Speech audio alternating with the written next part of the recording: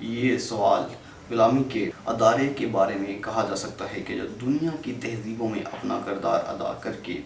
19ویں صدی میں ختم ہو گیا۔ جب تک اس ادارے کا وجود تھا اس کے بارے میں زیادہ غور و فکر کی ضرورت محسوس نہیں کی گئی اور اسے فطرت سمجھتے ہوئے یہ سمجھا گیا کہ غلاموں کا مقدر خدمت کرنا ہے اور قدرت نے کچھ کو غلام بننے کے لیے پیدا کیا ہے اور کچھ کو حکم چلانے کے لیے۔ حضرت عیسیٰ نے تقریباً 3 سے 4 سال کا عرصہ صرف فلسطین کے علاقے ناصرہ میں تبلیغ کیا اور انہیں کوئی ایک پراپر موقع نہیں مل پایا کہ وہ اپنی تعلیمات لوگوں تک پہنچائیں۔ انہیں مسلمانوں کے مطابق آسمان پر اٹھا لیا گیا اور عیسائیت کے مطابق انہیں سولی پر لٹکا دیا گیا۔ یہی وجہ ہے کہ جب غلامی کی بات آتی ہے تو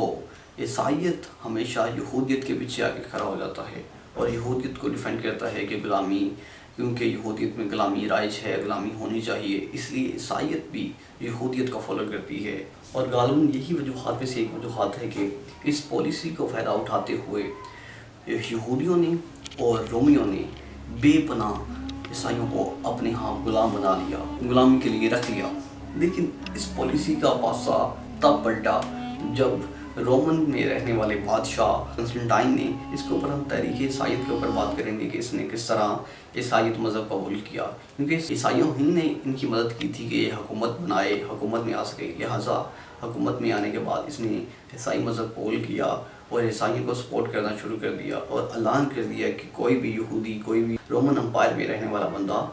عیسائیوں کو اپنا غلام نہیں بنا سکتا۔ یہ اس نے پالیسی بنائی اور جتنے غلام تھے عیسائی سب کو رہا کر دیا گیا۔ اس کے ساتھ اس نے پالیسی بنائی، اب عیسائیوں کی جگہ یہودیوں کو غلام بنایا جانے لگا۔ اور اس کے ساتھ ساتھ ہم نے آپ کو پچھلی ڈاکومنٹری میں بتایا تھا کہ کوئی بڑی تعداد نہیں تھی، لیکن تھوڑی تعداد میں مختلف امپائر سے، مختلف جگہوں سے، افریقہ سے اور مختلف علاقوں سے غلام آ رہے تھے۔ کم تعداد میں تھے لیکن آ رہے تھے اور عمرہ اپنے خرید رہے تھے اور اپنے کاموں کے لیے آمادہ کر رہے تھے، اپنے کاموں کے لیے لگا رہے تھے، جس کا نیگیٹو ایفیکٹ بھی ہوا۔ نیگیٹو ایفیکٹ یہ ہوا کہ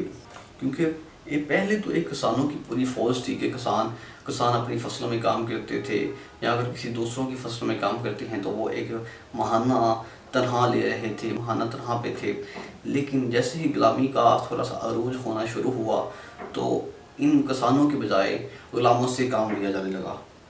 اور جس سے یہ ہوا کہ بے روزگاری پھیل گئی، کیونکہ جو ایک مضبوط طبقہ تھا، مالی لحاظ سے مضبوط تھا، وہ تو اپنا مثبت اپنا فائدہ دیکھ رہا تھا کہ وہ غلاموں کو بھرتی کر لے، کٹھی تھوڑی سی رقم دے دے، ساری زندگی کے لیے غلام اس کے زیر سایہ رہے، اور اس کے برعکس کہ وہ کسی بندے کو ماہانہ کی تنخواہ دیتا رہے۔ تو یہی ایک وجوہات ہیں کہ رومن میں بے روزگاری پھیلی اور کسانوں کا استحصال شروع ہو گیا، اور ماہرین یہی وجوہات دیتے ہیں۔ چند وجوہات میں سے ایک وجوہات ہے کہ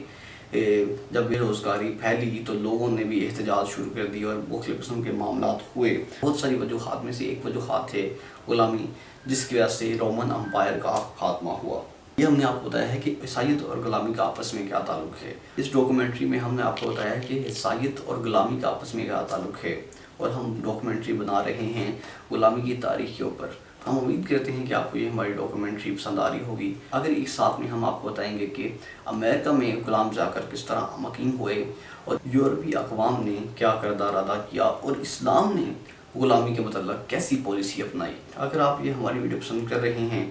تو اپنے چینل سروے آف ہسٹری کو لائک، سبسکرائب اور شیئر کرنا مت بھولیے گا۔ شکریہ۔